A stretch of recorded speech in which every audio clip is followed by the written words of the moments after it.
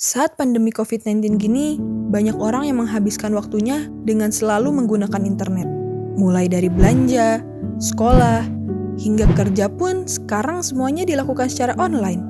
Bersamaan dengan hal ini, kekerasan berbasis gender di dunia maya juga meningkat. Salah satunya, kasus penyebaran konten intim non-konsensual. Bahkan menurut SafeNet, saat ini kasusnya meningkat hingga 400%. Lalu, siapa sih yang perlu disalahkan dalam kasus ini?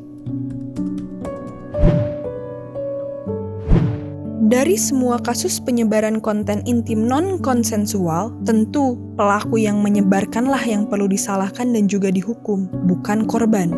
Penyebaran konten intim non-konsensual ini bisa menimbulkan beberapa efek negatif, seperti merusak citra korban mengalami bullying, dan rentetan panjang secara fisik, fisikis, maupun sosial.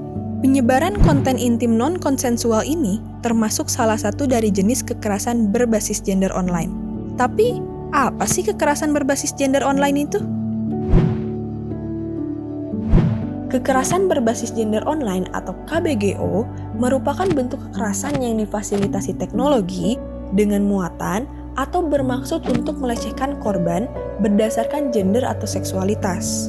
Nah, salah satu contoh KBGO ini ialah penyebaran konten intim non-konsensual, atau orang-orang sering menyebutnya sih dengan kata revenge porn.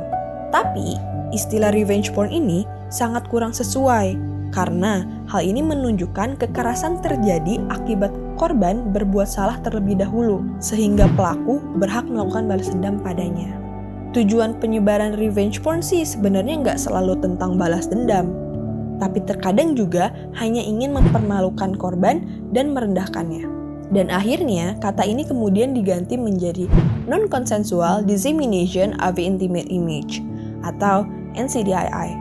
Berdasarkan riset dari Association for Progressive Communications, ada 3 tipe orang yang paling beresiko mengalami penyebaran konten intim non-konsensual, yaitu seorang yang pernah terlibat hubungan intim, profesional atau public figure seperti aktor atau aktivis, penyintas dan korban kekerasan fisik seperti korban pemerkosaan.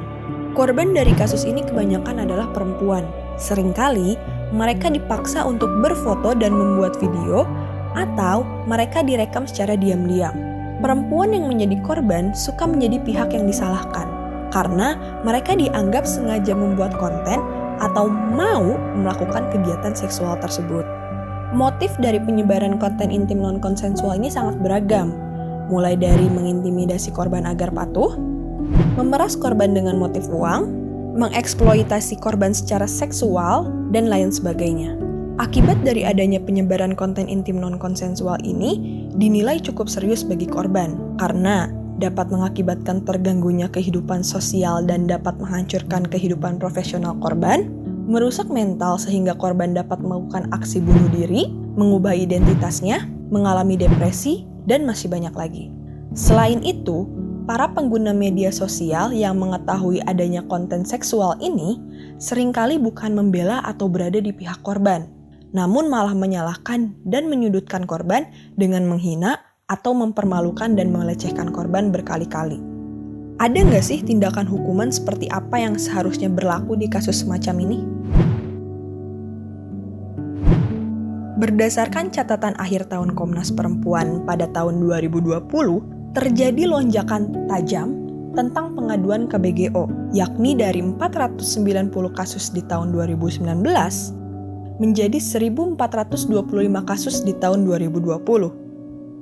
Di tengah meningkatnya kasus KBGO ini, ternyata belum ada perlindungan hukum yang mengatur ancaman tentang penyebaran foto atau video ini. Kalau menggunakan UU yang ada sekarang, misalnya UU ITE dan UU pornografi, kedua aturan ini dinilai kurang bisa membedakan antara pelaku atau korban yang terlibat.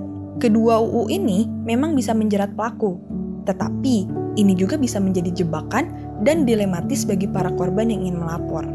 Jadi semuanya akan dipukul rata, entah itu korban ataupun pelaku. Nah, untuk mengisi kekosongan aturan tersebut, Komnas Perempuan mengusulkan adanya pembaharuan hukum mengenai tindak pidana kekerasan seksual, yaitu dengan adanya RUU PKS. Sebenarnya tidak ada yang salah dengan hubungan intim dan merekam kegiatan seksual yang didasari kesepakatan bersama atas dasar mau sama mau. Tapi, hal ini akan menjadi masalah ketika salah satu pihak sengaja menyebarkan dan melakukan pelanggaran privasi tanpa persetujuan dari pihak lain. Lalu, apa yang harus dilakukan korban bila mengalami hal ini?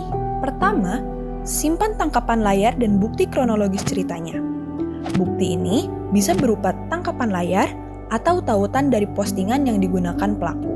Kedua, putuskan komunikasi dengan pelaku untuk keluar dari kontrol. Yang ketiga, cari bantuan layanan hukum dan psikologis. Berikut adalah daftar penyedia layanan dan bantuan pendampingan. Yang perlu kita tegaskan kembali adalah adanya bentuk penyebaran konten intim non-konsensual ini bukanlah salah korban, tapi salah pelaku. Ingat, kamu tidak sendirian, dan kamu berhak mendapatkan bantuan hukum sesuai dengan apa yang kamu butuhkan. Bersama-sama, kita bisa hentikan penyebaran konten intim non-konsensual. We stand with the victims.